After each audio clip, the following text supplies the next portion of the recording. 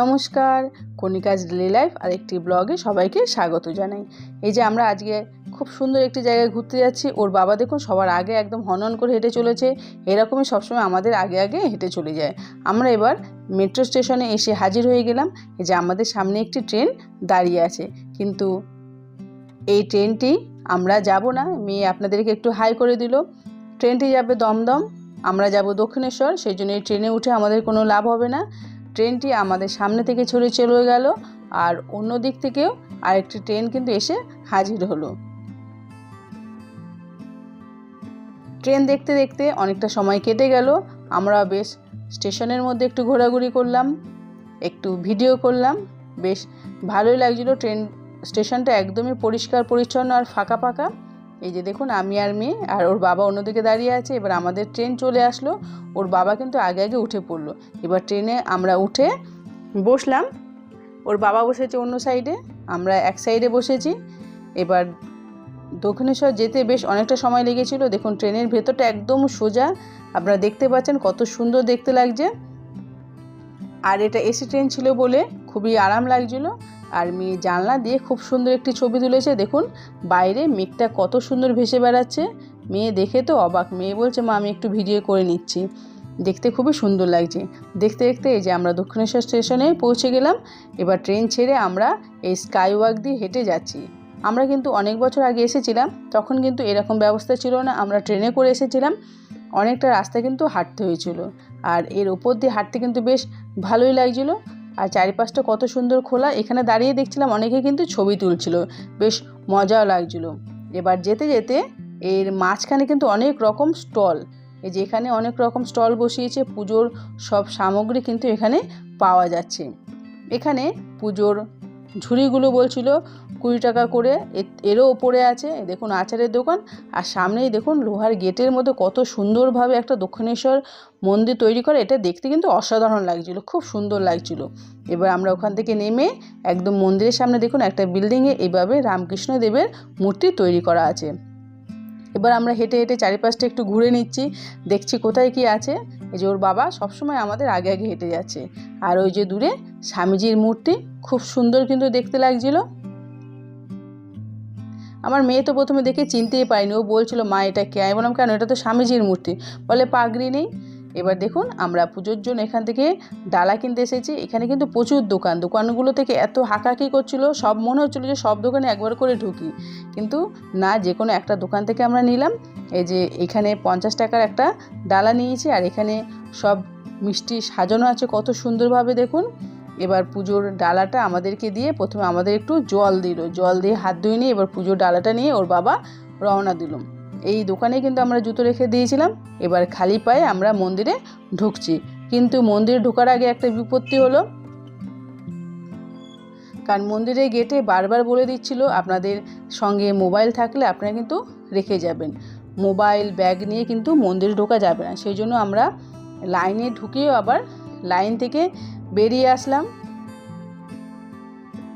এই যে ঢোকার মুখে কিন্তু আমাদের আটকে দিয়েছে যে মোবাইলটা জমা করে আসুন। মোবাইল ব্যাগ জমা করে দিয়ে আমরা ভেতরে ঢুকলাম। মন্দিরের ভেতরটা আপনাদেরকে দেখাতে পারলাম না। এবার মন্দির থেকে বাইরে বেরিয়ে এসে সব কিছু নিয়ে আবার একটু ভিডিও করছি। ভেতরে মন্দিরটা কিন্তু খুবই সুন্দর ছিল। আর আমরা যখন মাকে দেখলাম সত্যি মুগ্ধ হয়ে গেলাম, এত সুন্দর ছোট্ট প্রতিমা, কিন্তু এত সুন্দর লাগছিল, মানে বলে বোঝানো যাবে না। এবার চারিপাশটা দেখুন ঘুরিয়ে দেখিয়ে দিচ্ছি। এই যে দোকানটা থেকে আমরা যে ডালা নিয়েছি সেই দোকানেরও একটু ভিডিও করলাম। দেখুন কত সুন্দরভাবে সাজানো। এবার আমরা গঙ্গার পাড়ে গেলাম। এই যে এই মূর্তিগুলো রয়েছে, এরা হলেন রামকৃষ্ণ দেবের খুব কাছের সন্ন্যাসী বা ভক্ত বলতে পারেন, তাদের মূর্তিগুলো এখানে সাজানো আছে, খুবই ভালো লাগছিল। আর পাশেই গঙ্গা, এখানে দাঁড়াতেও কিন্তু খুবই ভালো লাগছিল, কারণ চারপাশটা এত সুন্দর একটা মনোরম পরিবেশ। এবার দেখুন গঙ্গার ঘাটে আমরা চলে এলাম। এখানে অনেকে বসে আছেন, অনেকে এখানে কারণ বুদ্ধ পূর্ণিমা বলে অনেকে গঙ্গায় স্নান করতে এসেছিলেন। এবার দেখুন দূরে বালির ব্রিজ, আর তার সামনে হচ্ছে জেটি, কারণ এখান থেকে নৌকা ছাড়ে, নৌকাটা বেলুড় মঠ পর্যন্ত, ওই পারে হচ্ছে বেলুড় মঠ, ওই পারে যাওয়া যায়। আর সন্ধে হয়ে গেছিলো বলে আমরা আর নৌকোয় উঠলাম না, কারণ এখান থেকে আর সন্ধেবেলা নৌকা ছাড়ে না। আমরা আবার মন্দির চত্বরে ঘুরছি। দেখুন এখানে রানী রাসমণির মূর্তি তৈরি করা আছে, ওনার জন্য একটা আলাদা স্থান করে দিয়েছে। দেখুন কত সুন্দর দেখতে লাগছে। সত্যি এখানে হাতের কারুকার্যগুলো এত সুন্দর। আর দক্ষিণেশ্বরের মন্দিরটা দেখে আমার মেয়ে তো বলছে, মা এটা এত সুন্দরভাবে তৈরি করা, এখন এরা পারবে না কেন, বলে এত নিখুঁতভাবে কাজ করা, সত্যি দেখতে কিন্তু অসাধারণ। আর মন্দিরের পাশেই দেখুন একটি পুকুর, এই পুকুরের পাশে কতগুলো হাঁস জল থেকে উঠে ওপরে বসে আছে, খুব দেখতে ভালো লাগছিলো কিন্তু।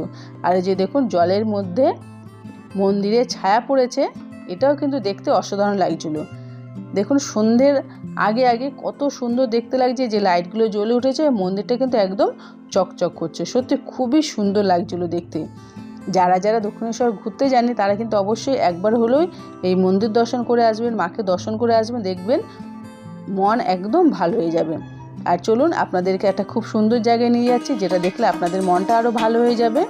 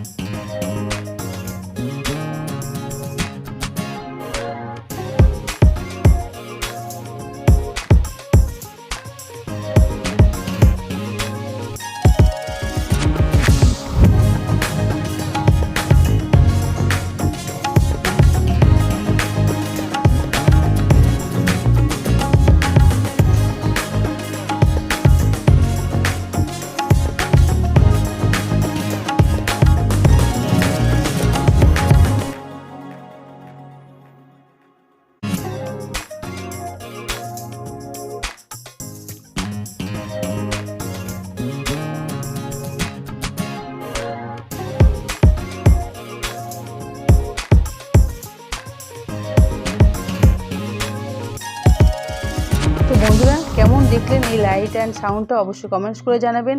এবার আমরা একটু সন্ধ্যেবেলায় খেয়ে নিলাম। এখানে নিয়ে নিয়েছি মেয়ের জন্য লুচি, ধোসা, আর আমার জন্য হচ্ছে দই বড়া। খেতে কিন্তু অসাধারণ ছিল। বন্ধুরা আমরা খেতে থাকি, আপনারা ব্লগটি পুরোটা দেখবেন, আর কেমন লাগলো অবশ্যই কমেন্টস করে জানাবেন। ভালো লাগলে একটা লাইক করবেন। পরে দেখা